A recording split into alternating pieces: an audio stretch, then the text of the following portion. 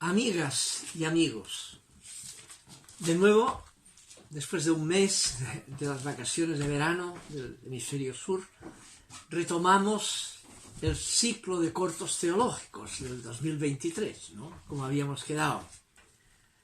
Muy feliz de volver a conectarme con todos ustedes, con todos. Además, hoy es para el mundo católico y cristiano en general el primer domingo de Cuaresma, lo que da un contexto adecuado para la reflexión y la perspectiva en que nos vamos a ubicar en este nuevo ciclo, ¿ya? Lo que querría hacer este año es plantearme qué sentido puede tener seguir siendo creyente cristiano y católico incluso, en pleno siglo XXI, con lo que implica el siglo XXI de proceso de secularización, sobre todo en Occidente, ¿ya? Y que va viniendo con más fuerza todavía esa perspectiva, ¿no? Con el éxito de la ciencia y la tecnología cada vez más creciente, con más riesgo además que implica, ¿no? Esta perspectiva cultural, científico-técnica, marcó ya, sobre todo a partir del siglo XVIII, con antecedentes en Galileo y en otros, ¿no? Pero a partir del siglo XVIII, después de la Ilustración y todo lo que implicó la Revolución Francesa, etc., marcó ese proceso creciente de secularización cuya forma más radical es el ateísmo, ¿ya? El ateísmo. Y el ateísmo surgió no por gente mala, sino por gente que, dadas las nuevas evidencias culturales, no veían ya razonable la fe, tener que postular algo que no fuera el mismo mundo, tal como lo revelaban autónomamente las ciencias, ¿ya? Frente a eso, la Iglesia tendió, a partir del siglo XVIII, la Iglesia oficial, las iglesias oficiales, ¿no?, a tomar distancia, tratando de malos a esos ateos o expulsándolos de las iglesias, excomuniones, ¿no?, como la del Sílabus de Pío IX en el siglo XIX, ¿no?, contra el modernismo de Pío X, fue a principios del siglo XX también, ¿no? Y eso implicaba, digamos, una actitud también de evitar plantearse y dialogar con las buenas razones que podía haber para no creer, o para creer en la forma en que se tramitaba a veces lo que significaba creer, ¿ya? Eso es lo que hizo que tomara como título, diría, que seguirá estar en el fondo de todas estas presentaciones, el que este siglo podría llamarse ¿en qué no creen los que creen? ¿En qué no creen? Que alude a un diálogo que hubo por parte de un gran cardenal jesuita, el cardenal Marzini, que fue papable, ¿no?, que en Italia emprendió un diálogo con pensadores italianos lúcidos, como Umberto Eco, el autor del Nombre de la Rosa, por ejemplo, ¿no?, y otros, ¿no? Y ese diálogo del cardenal Marzini con estos agnósticos o ateos, ¿no?, se volcó en un libro que recibió como título ¿en qué creen los que no creen? Pues bien, a partir de ahí vamos a titular y tomar eso, ¿en qué no creen los que creen? O ¿en qué creen los que creen que para poder creerlo tienen que rechazar ciertas formas de creer, ¿ya? Y no creer en algo porque ya no es razonable creerlo. Y eso nos remite a que la fe tiene que ver con la conciencia de sentido. Como decía San Agustín ya en la antigüedad, ¿no?, una fe no razonable deja de ser fe, porque nadie puede creer en algo si eso en que cree no es razonable creerlo, ¿ya? O sea, no tiene sentido. Y ahí está el desafío. Lo que creemos en el credo tradicional, etcétera, lo que transmite a la Iglesia, ¿qué sentido puede tener hoy? ¿O tiene que creerse simplemente porque así nos lo da la tradición, tenga o no tenga sentido? Porque viene de Dios y Dios se impone, llegando al extremo que planteaba en la antigüedad Tertuliano, de creo porque es absurdo, precisamente cuanto menos sentido, más heroica es la fe. Eso es una tontera, una estupidez, ¿no? Una fe no razonable no es fe, sino que es idolatría, es fundamentalismo tonto, falta de racionalidad, ¿ya? Puede ser incluso pecado, ¿ya? Ir contra conciencia, y el pecado es ir contra conciencia, o evitar tomar conciencia para poder seguir creyendo aunque no tenga sentido. Y ahí hay la flojera creyente. Hay gente que no se plantean si tiene sentido lo que cree y sigue diciendo que cree por inercia o por razón sociológica, ¿ya? Ese es el tema, el desafío que está detrás de este esfuerzo nuestro, ¿no? Fíjense que en el Concilio Vaticano II, que fue el gran concilio en la Iglesia Católica, que se planteó en serio este diálogo con las nuevas evidencias culturales del mundo moderno, de lo cual terminamos hablando en el siglo anterior, en las últimas sesiones del siglo anterior, ¿no? Dice en un texto que ya cité en su momento también, precisamente en la constitución de diálogo con el mundo moderno, que es la constitución Gaudium et Spes, en el número 19, se plantea el fenómeno del ateísmo, y al planteárselo, en lugar de criticar como malos estos ateos, o tontos, mejor, ni se enteren de sus razones, no vale la pena, ponerlo en el índice de libros prohibidos para evitar que la gente pueda entrar en diálogo con las buenas razones que pueda haber para no creer. No sea que los creyentes somos creyentes porque nunca nos hemos planteado las buenas razones que puede haber para no creer, ¿ya? O sea, por ignorancia más o menos culpable, ¿ya? Por eso, en el número 19, al comienzo del tema del diálogo con el ateísmo, dice el texto de Gaudium et Spes. El ateísmo, en su génesis, puede muy bien suceder que una parte no pequeña de la responsabilidad de su origen del ateísmo cargue sobre los creyentes, en cuanto que por el descuido en educar su fe, o por una exposición deficiente de la doctrina, o también por los defectos de su vida religiosa, moral y social, en vez de revelar el verdadero rostro de Dios y de la religión, lo que han hecho es taparlo, ¿ya? En vez de revelarlo. La Iglesia como obstáculo y no como medio de conectarse con el sentido que tiene creer en Dios y en su mediación Jesucristo, ¿no? El riesgo de una iglesia que se convierta en obstáculo, en escándalo, en lugar de mediación razonable creyente, ¿ya? Ese es el tema fuerte que hay aquí. Los 3 puntos que señala este texto son, primero, en el origen está el descuido posible de la fe, catequesis infantilizadoras, que han descuidado el diálogo con las buenas razones que tiene las nuevas evidencias culturales de que disponemos y que manejan las ciencias, ¿no? El descuido, digamos, la flojera, el ir repitiendo sin dar elementos para dialogar con las nuevas evidencias culturales, no infantilizando, una catequesis infantilizadora, un peligro que tienen las iglesias, ¿no? Segundo, dice el texto, por exposición deficiente de la doctrina, y no deficiente precisamente porque no se da el fundamentalismo creyente, la idea de conservar la fe intacta en sus formulaciones sin diálogo ninguno, tal cual, forma fundamentalista. Eso es la exposición deficiente de la fe, que es incapaz de dialogar con las nuevas evidencias culturales. No hay diálogo posible así, ¿no? Segundo aspecto. Y tercero, por su vida incoherente.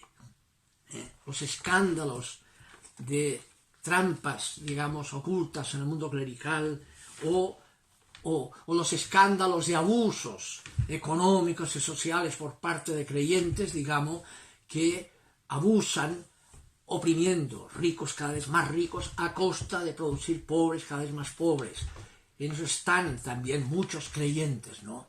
Sin tomar en su fe lo que significa la dimensión social, solidaria de la fe. Esos son los 3 aspectos que pueda ser que seamos corresponsables del origen del ateísmo, ¿ya? Como opio del pueblo, que diría Marx, como neurosis, simplemente, que diría Freud, o simplemente como una especie de nihilismo, ¿ya? Como postularía Nietzsche, ¿no? Los tres grandes maestros de la sospecha, que se llaman, que han marcado nuestra cultura, y hay que dialogar con ella por parte de la fe. Bien, ese es el punto de referencia que me lleva. Ahora, para ese diálogo, creo que hay tres perspectivas para enfrentar lo que significa la fe, tres criterios hermenéuticos, diríamos, ¿no? Que tiene que ver con lo que hay que tomar en cuenta para enfrentar el verdadero significado de la fe hoy, ¿ya? Un primero es que todo lo que creemos es, o pretende ser, o está ahí para eso, es por nuestra salvación. La fe no pretende informar, pretende salvar. Y salvar en el sentido transformador del término. Pretende transformar la existencia, dándole sentido y sentido trascendente. Todo lo que creemos es para eso, es correlativo a eso. Y por tanto la pregunta de todas las formulaciones creyentes es: ¿qué tiene que ver, de qué salva al ser humano eso que afirma ese credo? ¿Ya? Porque si no salva, no sirve. ¿Ya? Si no salva, no sirve. ¿Ya? La revelación tiene que ser relevante salvíficamente. Es lo que dice la Constitución del Concilio Vaticano II Dei Verbum en el número 11, ¿no? Cuando dice todo lo que ha sido inspirado en la Escritura, lo ha sido por nuestra salvación, nostre salutis causa, no por nuestra información o entretenimiento o funcional a nuestros intereses, por nuestra salvación. La pregunta es, por tanto, ante cualquier afirmación creyente, ¿qué significado salvífico, qué aporta al sentido de la existencia humana eso? De manera que cuando la conciencia lo descubre, le es convincente y eso motiva su libertad en la línea de eso de lo cual ha tomado conciencia que tiene profundo sentido para su existencia. Ese es el tema que tiene que integrarse en la catequesis, en la pastoral. Si no hay eso, no sirve de nada la catequesis. Entretiene, pero aburre, no salva. Como no sirven de nada las celebraciones, si no hay conciencia de que se celebra salvación, no tradiciones, simplemente, más o menos entretenidas o aburridas, ¿ya? El primer aspecto que hay ahí, ¿no? El segundo aspecto es que todo lo que creemos, se afirman tantas cosas, el credo, iremos siguiendo esos aspectos, ¿no? Cristiano, ¿no? Tantas cosas, hay que ordenarlo, hay que jerarquizarlo, ¿ya? Hay un número también en el concilio, en el documento sobre ecumenismo, Unitatio Reintegratio, se llama, en el número 11 de ese documento, Unitatio Reintegratio, dice el texto: al confrontar las doctrinas, recuerden que existe un orden o jerarquía de las verdades de la doctrina católica, porque es diversa su conexión con el fundamento de la fe. No todos los dogmas valen igual. Hay que relativizar, hay que ver qué relación tienen con lo fundamento de sentido de la existencia, con lo fundamental, salvífico que decíamos, ¿no? ¿Qué relación tiene? ¿Ya? No es un conjunto, digamos, de que o lo firmas entero o quedas fuera. Hay que jerarquizarlo. Incluso en la historia, la tradición bíblica, Abraham no creía ni en la mitad de las cosas en que cree el Papa hoy día, a nivel de conjunto, ¿no? ¿Por qué? Porque hay un proceso histórico en que se van explicitando cosas, sentidos, añadiendo a veces cosas que no son creíbles y que pasan de largo, después ya no valen, ya están subordinado todo al proceso histórico y a su relatividad. Es muy importante una teología de la relatividad, no tenerle miedo al relativismo, que no es el relativismo nietzscheano, con que no hay absoluto, todo es relativo a la voluntad de poder, no, sino que es el relativismo del monoteísmo es propiamente tal. Todo es relativo a lo único que Dios es, que es lo único absoluto. Todo lo demás es relativo a eso. Y hay que mostrar cuál es su relación. Jerarquía de las verdades, como dice Unitatis Reintegratio número 11, ¿no? Y finalmente, tercer criterio, criterio salvífico, criterio de relatividad en relación a lo único absoluto. Y tercero, todo lo que afirmamos en el lenguaje teológico, en las expresiones creyentes, ¿no? O las formulaciones, o los dogmas, como quieran llamarlo, ¿no? Todo es analógico. Todos son analogías de lo que Dios es y de lo del mundo divino, de lo que no solo podemos hablar analógicamente. Cuando decimos analogía es un tema lógico. ¿A qué remite? Analógico, ¿no? ¿A qué remite? Remite a dos conceptos enfrentados en que todo lo que decimos o pensamos puede ser unívoco, la univocidad. Unívoco, que significa que eso que digo solo puede ser entendido de la forma en que lo digo. Es unívoco. Si alguien viene de la luna y dice que había piedras en la luna, yo, que no he estado en la luna y que sé lo que son las piedras en la tierra, ya sé lo que significa que hay piedras en la luna. Es un concepto unívoco, significa lo mismo. ¿Ya? Hay gente que cree que con las fórmulas que tenemos, ya tenemos la fotografía de lo que Dios es. No, no es nunca unívoco. La univocidad es la idolatría. Confundir a Dios, la realidad de Dios, con las propias imágenes que son siempre a nuestra propia imagen y semejanza. Dios no coincide con nuestras imágenes de Dios, no coincide con ninguna dogmática, con ningún texto revelado en cuanto texto producto cultural. Todo tiene que ser leído analógicamente, ¿ya? Todo es analogía.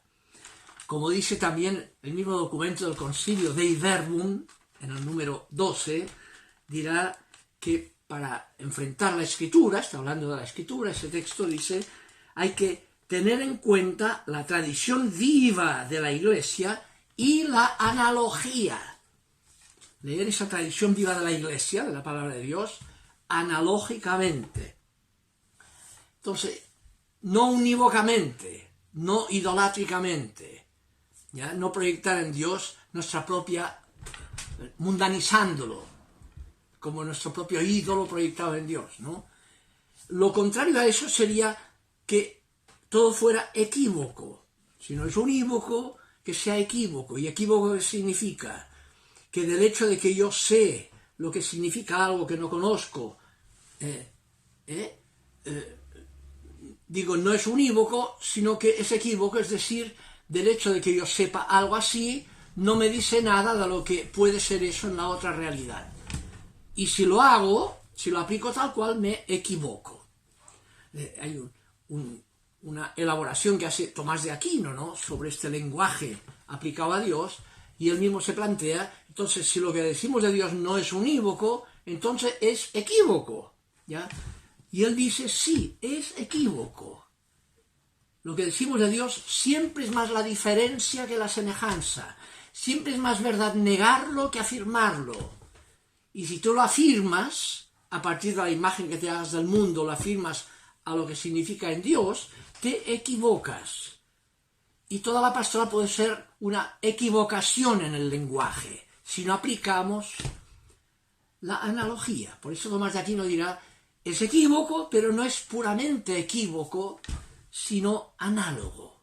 Y ahí pone el concepto de analogía, que es más cercano a la equivocidad que a la univocidad. Es más la diferencia que la semejanza. Es la analogía. Todo lo que decimos de Dios es analógico. Fíjense que este término griego, analogos, es la palabra, logos, ¿no?, con la preposición aná, que significa tirar para arriba, aná, katá es bajar, aná subir, ¿no? Entonces, lo que decimos de Dios, lo dices, pero lo que eso significa en realidad, en la realidad de Dios, súbelo para arriba. es tan absolutamente otro, sobrenatural, que por mucho que lo imagines en altura, te equivocas, quedas corto. No basta con lo sobrenatural, no basta con la eminencia que decía Tomás, aplicárselo eminentemente. Es tan eminentemente que hay que aplicarlo que en realidad mejor negarlo. Y esa eminencia termina en teología negativa o apofática, que es donde termina la mística. La mística prefiere el silencio más que a la palabra. Quiero aquí citarles, ya que cité Tomás de Aquino, que en esto es genial, ¿no? En hermenéutica, en teología. Dice en un texto notable que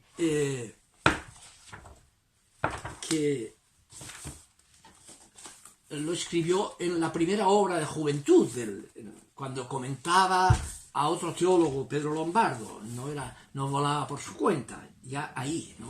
Dice ahí en ese texto, ¿ya? Que se llama el primer libro de los comentarios a las sentencias de Pedro Lombardo. Dice: cuando subimos hacia Dios por la vía de la negación, negamos, en primer lugar, que en Él se den las representaciones corporales. Después, incluso las representaciones intelectuales, tal como se encuentran en la realidad creada. No nos queda entonces más que la afirmación de que Dios existe. Y aún esa misma afirmación no está del todo falta de confusión, que Dios existe, ¿no?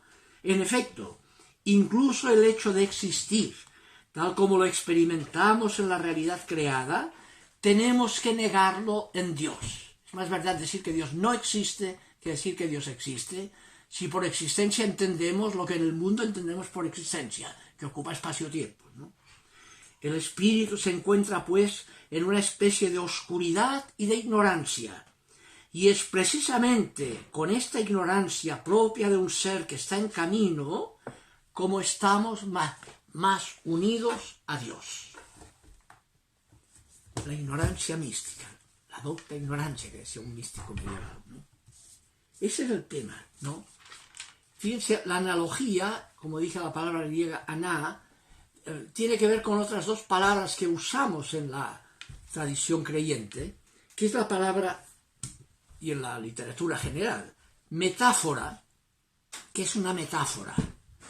Es que lo que digo, para entender lo que estoy diciendo, hay que ir más allá de lo que digo, metá. Lo que digo, vale, pero más allá. ¿Qué sé yo? Si yo digo Dios es mi roca, como los salmos, dices, sí, es mi roca, pero ojo, lo que son las rocas, toma eso y ves más allá. Significa otra cosa, no seas pajarón, diría aquí, ¿no? No seas tonto, significa otra cosa, es una metáfora. Su sentido va más allá de lo que dice el texto, no seas fundamentalista. Metáfora. O bien la palabra parábola. El verbo ballo, ¿no? Significa lo mismo, ¿no? Eso que dice, tíralo al lado, pará, ¿ya? Es parabólico. Tíralo para el lado. No seas fundamentalista, ¿no? Es una parábola. El reino de Dios es como un campo de trigo y la palabra son las semillas. Por favor, no es un tema de agricultura, es una parábola, como es una metáfora o una analogía. Eso tíralo para el lado y tíralo para el lado para arriba. Tan para arriba que en realidad lo que te implica, por mucho que lo infles, eso lo desconoces. Trasciende todo lenguaje, porque Dios propiamente es inefable. Digamos lo que digamos, siempre estamos condenados a la idolatría del lenguaje, y la conciencia de que lo es así es la conciencia de que todo es analógico. Lo que decimos en la fe, todo es analogía. ¿Ya? Bien, sin embargo, como decía muy bien Tomás de Aquino, no es equívoco lo que decimos, sino análogo. Es decir, no es unívoco, las imágenes no son fotografía de lo que Dios es, o del significado, pero tiene sentido. Y ahí está el tema. Es tanto más válido cuanto más sentido tenga, cuanto más interpele la libertad en la línea de ese sentido. Cuanto más aquello que descubrimos motive nuestra libertad en la línea de lo que eso significa, cuanto más nos interpele, nos transforme. Ahí está el criterio principal analógico, ¿no? Bien, con eso entonces todo lo que decimos, lo que creemos, alimenta la esperanza, mantiene la esperanza de una realidad que trasciende toda formulación. Como decía Tomás de Aquino aplicándolo esto, ¿no? La fe, el objeto de la fe no termina en los enunciados, sino en la realidad que analógicamente pretenden decir esos enunciados.